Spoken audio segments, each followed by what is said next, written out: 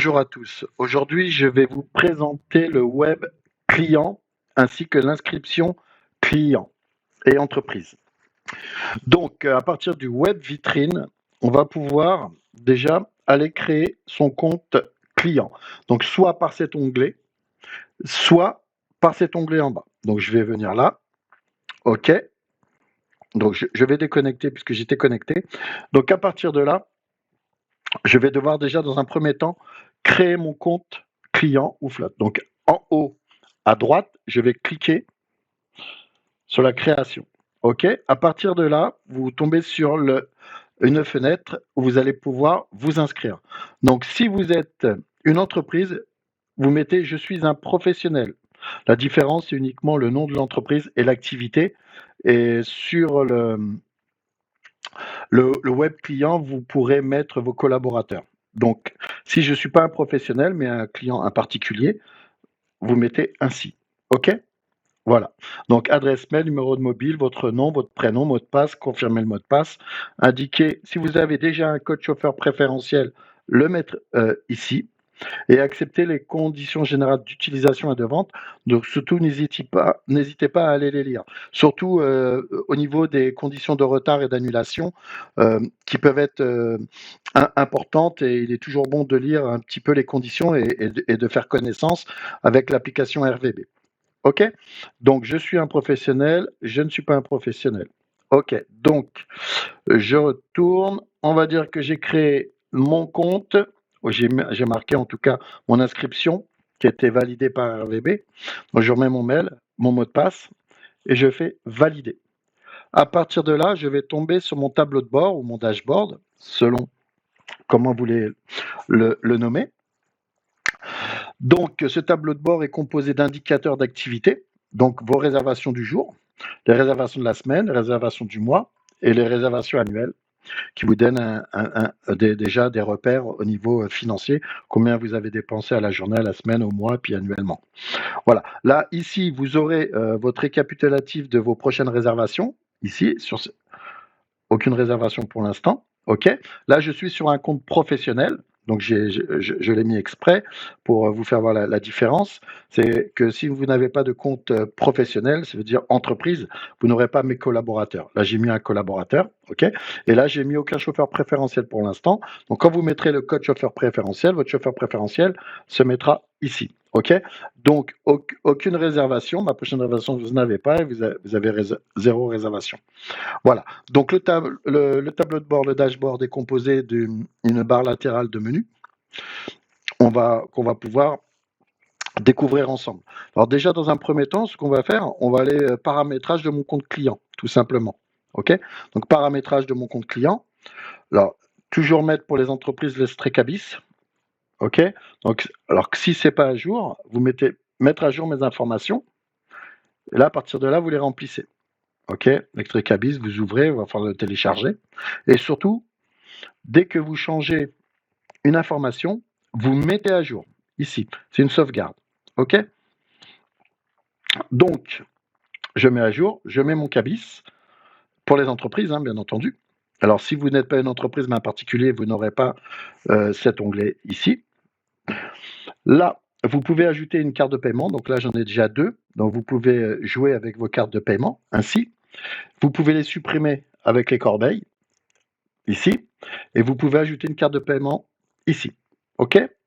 Et surtout, ajouter. C'est une validation, c'est un enregistrement. Voilà pour les cartes de paiement. Si vous voulez changer votre mot de passe, l'ancien mot de passe, confirmez votre mot de passe et répétez le mot de passe. Et le petit œil pour bien contrôler que le mot de passe est le bon. Et vous enregistrez. OK. Voilà pour le paramétrage de mon compte client. Donc, si vous n'êtes pas une entreprise mais un particulier, vous n'aurez pas ces 2 onglets. Mes collaborateurs, réservation des collaborateurs. OK. Donc, on va aller sur mes collaborateurs vu qu'on est une entreprise. Donc, c'est simple. Vous avez votre collaborateur qui pourra réserver. Alors, toujours mettre la DPAE, OK, qui fait que nous aussi, on contrôle que c'est bien un collaborateur qui va réserver. Donc, vous pouvez changer son identifiant, etc., son mail, etc., une photo du profil, toujours bon. Pour l'instant, elle a 0 réservation. Le collaborateur n'a pris aucune réservation. Alors, au niveau des collaborateurs, soit vous donnez accès aux collaborateurs de pouvoir réserver quand ils le souhaitent, ou alors c'est la personne en responsabilité des réservations des transports du personnel de votre entreprise qui gérera automatiquement toutes les réservations des collaborateurs. Si vous voulez ajouter un collaborateur, donc je reviens en arrière parce que je fais là un peu vite. Ici, ajouter un collaborateur, nom, prénom, adresse mail, téléphone, photo de profil, la DPAE. Comme ça, on contrôle et on sait que tout est OK. Enregistrer, ici, et le collaborateur est ajouté. Donc à partir de là, vos collaborateurs, vous aurez toutes leurs réservations à venir et toutes celles qui sont terminées avec les facturations sur cet onglet ici. Voilà, donc c'est très simple. Donc à partir de là, vous avez un onglet Aide EFEC qui doit logiquement se remettre sur l'onglet vitrine. Donc il va tomber ainsi, puisque c'est un site, il n'est pas encore ouvert le site. Voilà, donc vous aurez tous les tutos explicatifs. Si vous avez besoin d'une demande de tuto pédagogique et explicatif qui n'est pas expliqué sur cet onglet, mettez votre nom, votre email, votre téléphone, le sujet, le message, vous envoyez, et puis sous 24-48 heures, sous 24 heures en général, je vous mettrai le tuto. Donc, je reviens en arrière. OK. Donc, je vais retourner en accueil, je vais revenir sur mon compte client. OK. Voilà, donc réservation est défaite pour vous déconnecter. Donc, à partir de cet onglet, on va pouvoir réserver des courses. Donc, alors vous pouvez réserver des courses à partir de votre ordinateur et sur l'application, bien entendu. Donc, vous avez le web client pour réserver, mais aussi l'application qui se trouvera sur votre téléphone, téléchargeable par Google Play et Apple Store. Donc, pour réserver un chauffeur, c'est simple. Mettez aéroport, par exemple, je dis Mérignac. OK, Bordeaux. On va dire Gare Saint-Jean. Bordeaux. OK. Je vais commander mon type de véhicule, donc je veux une berline. Alors, comme vous pouvez le voir, on propose différents types de véhicules. Alors, vous allez vous demander ce type de véhicule. S'ils sont disponibles, ils apparaîtront. OK? Et là, nous, on détermine aussi la gamme du véhicule. Donc, un éco, confort ou luxe. OK, je vais faire confort. Nombre de passagers, je vais mettre 2. Choisir le type de passager. Alors, toutes ces informations, en fin de compte, ça donne une indication au chauffeur, savoir qui il transporte, etc. Donc, le chauffeur a besoin d'avoir des informations pour savoir quelle course il va faire, quelle typologie passager il va prendre en charge. Adulte, je confirme toujours ici. OK. Le nombre de bagages, il y en a 2. Pareil, on essaie d'être assez précis sur RVB en termes de type de bagage. Idem, c'est pour que le chauffeur il puisse savoir exactement si vous mettez une planche de surf, grand sac à dos, moyenne valise. Déjà, peut-être que ce n'est pas une berline qu'il faudrait prendre, mais plutôt un van. Donc, en général, ce sont des valises cabines ou des moyennes valises pour les berlines. Les grandes valises, il en faut une sur une berline, pas plus, parce que les grandes valises, c'est pas évident. Les berlines ont des petits coffres en général. Il faut plutôt prendre des breaks, des familiaux, des vannes, pour avoir tout ce qui est planche de surf, grande valise, etc. Donc là, on va dire 2 valises cabines.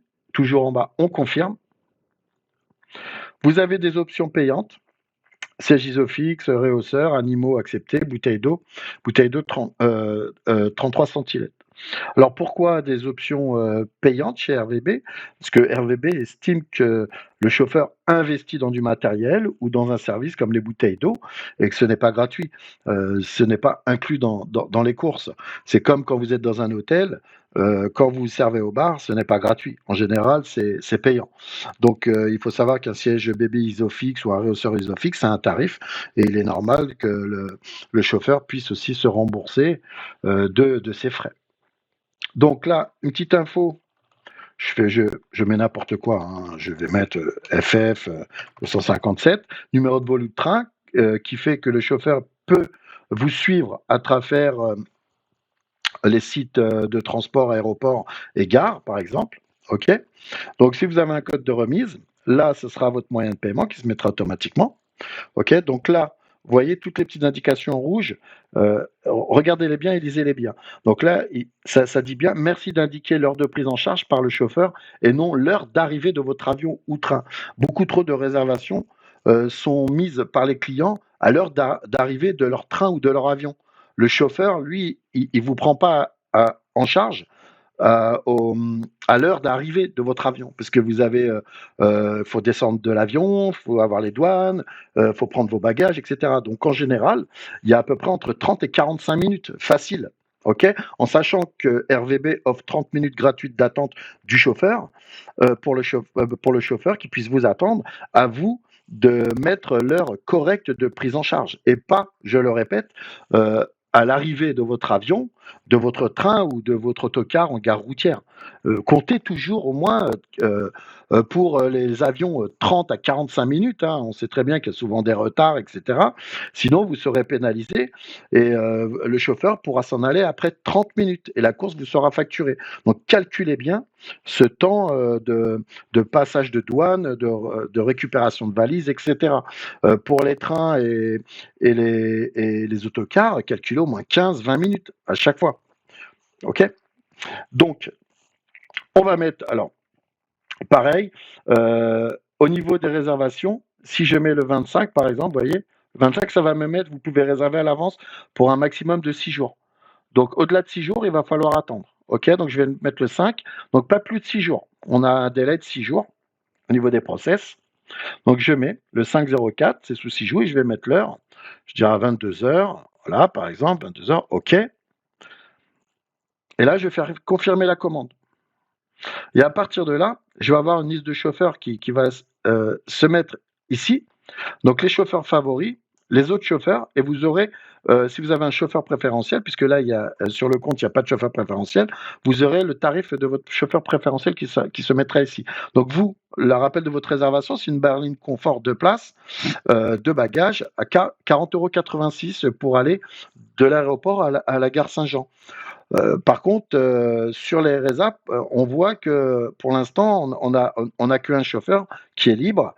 C'est un BMW en luxe, 3 bagages, 81-47 minutes. Pourquoi il est plus cher? Parce que c'est un luxe, tout simplement. C'est un BMW, c'est une série 7. Donc, quand vous cliquez dessus, vous pouvez voir l'info du chauffeur. Là, il y aura la photo de la voiture, la photo du chauffeur, son nombre de courses effectuées, son nombre d'étoiles. OK. Plus il y a d'étoiles jaunes, plus le chauffeur est fiable.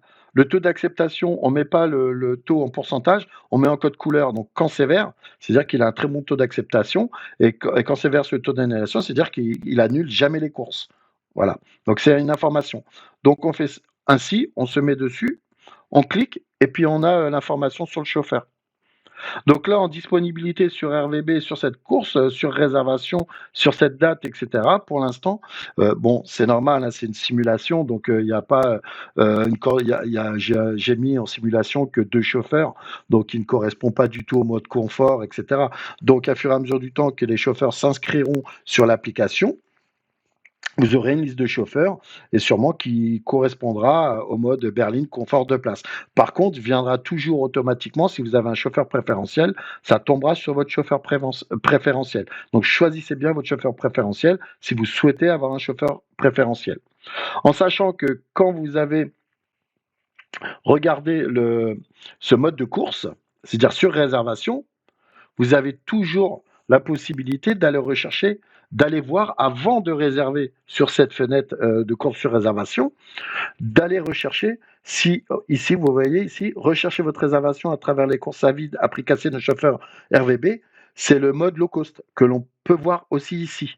Le mode low cost, c'est quoi? Ce sont les courses à vide des chauffeurs VTC, les courses à vide RVB. Alors peut-être que vous aurez une course à vide, un retour de course à vide ou un retour de course à vide qui correspondra à votre trajet. Donc qui sera à prix cassé. C'est-à-dire que vous pourrez sûrement l'avoir à 20 ou 25, 30 euros, par exemple. Mais il faudra venir rechercher ici. OK? Ou alors, avant de faire votre réservation, allez directement vers la recherche de courses low cost et allez rechercher déjà si votre course existe à prix cassé. Voilà. Donc, on fait réserver, par exemple.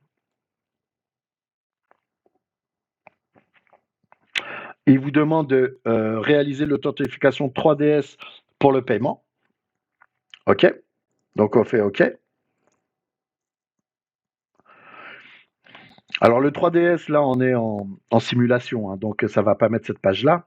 Donc, je vais faire complète. En fin de compte, le mode 3DS, c'est la sécurisation totale de vos paiements en ligne. C'est Stripe, le mode de paiement Stripe qui fait cela. On passe par ce mode de paiement. Alors, merci de quitter cet écran. OK, donc je reviens. Et comme vous voyez, quand vous aurez quitté l'écran, en attente d'un chauffeur, puisque il n'y a aucun chauffeur qui a accepté, donc vous avez choisi le chauffeur, mais il va falloir attendre que votre chauffeur valide la course, s'il est disponible ou pas. OK? Donc, je vais aller sur. Alors, je vais, moi, de mon côté, le chauffeur. OK. Donc, je vais voir une nouvelle réservation intégrée. Donc, ça, détaille la réservation.